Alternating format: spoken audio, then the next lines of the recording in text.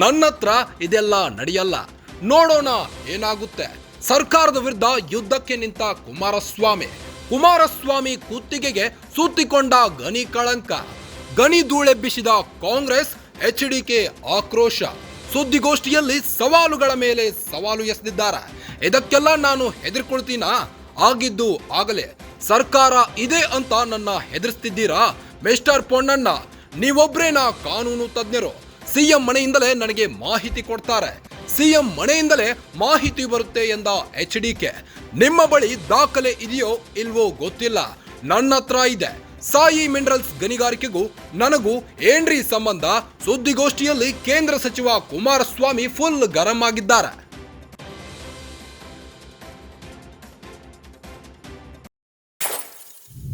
ಸುದ್ದಿಗೋಷ್ಠಿಯಲ್ಲಿ ಕೇಂದ್ರ ಸಚಿವ ಕುಮಾರಸ್ವಾಮಿಯವರು ರಾಜ್ಯ ಸರ್ಕಾರದ ವಿರುದ್ಧ ಭುಗಿಲೆದ್ದಿದ್ದಾರೆ. ನನ್ನ ಹತ್ರ ಇದೆಲ್ಲ ನಡೆಯಲ್ಲ, ನೋಡೋಣ ಏನಾಗುತ್ತೆ ಎಂದು ಫುಲ್ ಗರಂ ಆಗಿದ್ದಾರೆ. ಸರ್ಕಾರದ ವಿರುದ್ಧ ಯುದ್ಧಕ್ಕೆ ನಿಂತಿದ್ದಾರೆ. ಕುಮಾರಸ್ವಾಮಿ ಕುತ್ತಿಗೆಗೆ ಗಣಿ ಕಳಂಕ ಸುತ್ತಿಕೊಂಡಿದ್ದು, ಗಣಿ ಧೂಳೆಬ್ಬಿಸಿದ ಕಾಂಗ್ರೆಸ್ ಸರ್ಕಾರದ ವಿರುದ್ಧ ಎಚ್ಡಿಕೆ ಆಕ್ರೋಶ ವ್ಯಕ್ತಪಡಿಸಿದ್ದಾರೆ. ಸುದ್ದಿಗೋಷ್ಠಿಯಲ್ಲಿ ಸವಾಲುಗಳ ಮೇಲೆ ಸವಾಲು ಎಸೆದಿದ್ದು, ಇದಕ್ಕೆಲ್ಲ ನಾನು ಹೆದರ್ಕೊಳ್ತೀನಾ? ಆಗಿದ್ದು ಆಗಲಿ ಎಂದು ತೊಡೆತಟ್ಟಿ ನಿಂತಿದ್ದಾರೆ. ಸರ್ಕಾರ ಇದೆ ಅಂತ ನನ್ನ ಹೆದರಿಸ್ತಿದ್ದೀರಾ? ಮಿಸ್ಟರ್ ಪೊನ್ನಣ್ಣ, ನೀವೊಬ್ರೇನಾ ಕಾನೂನು ತಜ್ಞರು ಎಂದು ಪ್ರಶ್ನೆ ಹಾಕಿದ್ದಾರೆ. ಸಿಎಂ ಮನೆಯಿಂದಲೇ ಮಾಹಿತಿ ಬರುತ್ತೆ ಎಂದು ಎಚ್ಡಿಕೆ ಗರಂ ಆಗಿದ್ದಾರೆ. ನಿಮ್ಮ ಬಳಿ ದಾಖಲೆ ಇದೆಯೋ ಇಲ್ವೋ ಗೊತ್ತಿಲ್ಲ, ನನ್ನ ಹತ್ರ ಮಾತ್ರ ಇದೆ. ಸಾಯಿ ಮಿನರಲ್ಸ್ ಗಣಿಗಾರಿಕೆಗೂ ನನಗೂ ಏನ್ರಿ ಸಂಬಂಧ ಎಂದು ಗರಂ ಆಗಿದ್ದಾರೆ. ಇಲ್ಲಿ ಆ ಸಾಯಿ ವೆಂಕಟೇಶ್ವರಕ್ಕೆ ಸಂಬಂಧಪಟ್ಟಿದ್ದು ಎಲ್ಲ ಇದರಲ್ಲಿದೆ. ಇದರೊಳಗೆ ಅದಕ್ಕೆ ಸಂಬಂಧಪಟ್ಟಿದ್ದು ಎಲ್ಲ ಕಡತಗಳಿದೆ. ನಿಮ್ಗೆ ಹೇಳಬೇಕು ಅನ್ನೋದು, ಅವನು ಯಾರೋ ಇಂಥದಪ್ಪ ಸಾಯಿ ವೆಂಕಟೇಶ್ವರ ಮಿನರಲ್ಸ್ ಇವನು ಅದೇನೋ ನಂದು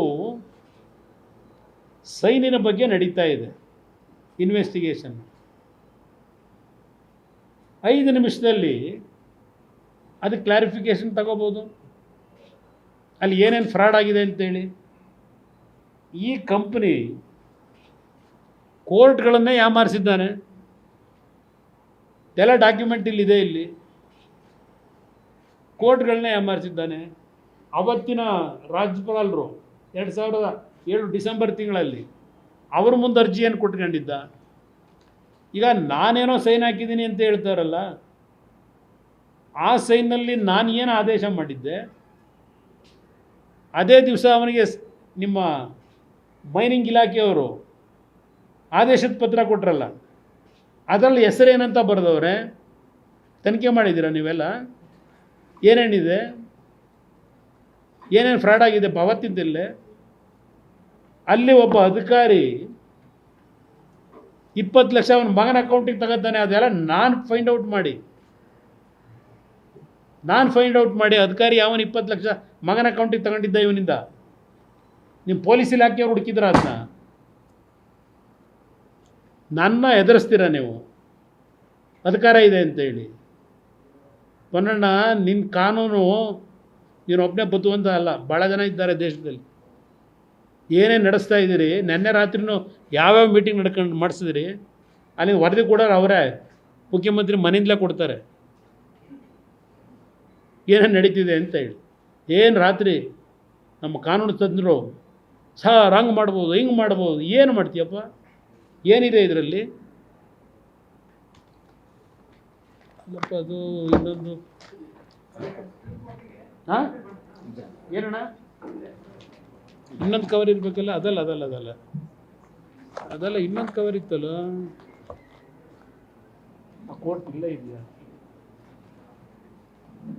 ಇಲ್ಲಿ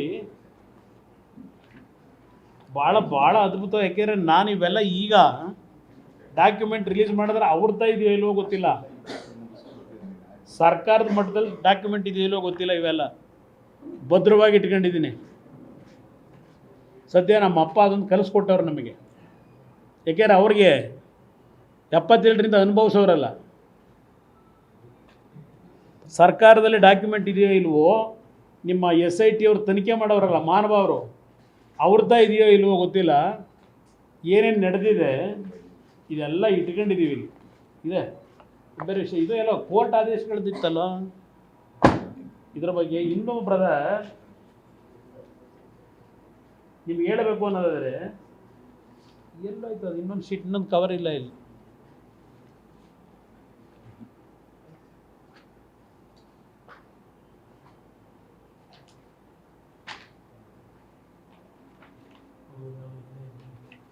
ಇಲ್ಲಿ ಒಂದು ನಿಮ್ಮ ಗಮನಕ್ಕೆ ನಾನು ತರ್ತಕ್ಕಂಥದ್ದು brother, Shri Sai Venkateshwara minerals has stated that his application was already considered by the then Chief Minister. Since the same was not processed further, ಇದು 2009 ನಾನೇನು ಮುಖ್ಯಮಂತ್ರಿ ಅಲ್ಲ. Honorable Court, void its order dated 26/8/2009, has directed the state government to grant the available land other than proposed for reservation in favor of Messrs. VASL without prejudice to their entire claim in the light of proceedings dated 23/8/2008 and send the recommendation to the Government of India within 4 weeks. High Court ಆದೇಶ ಮಾಡ್ತಾರೆ.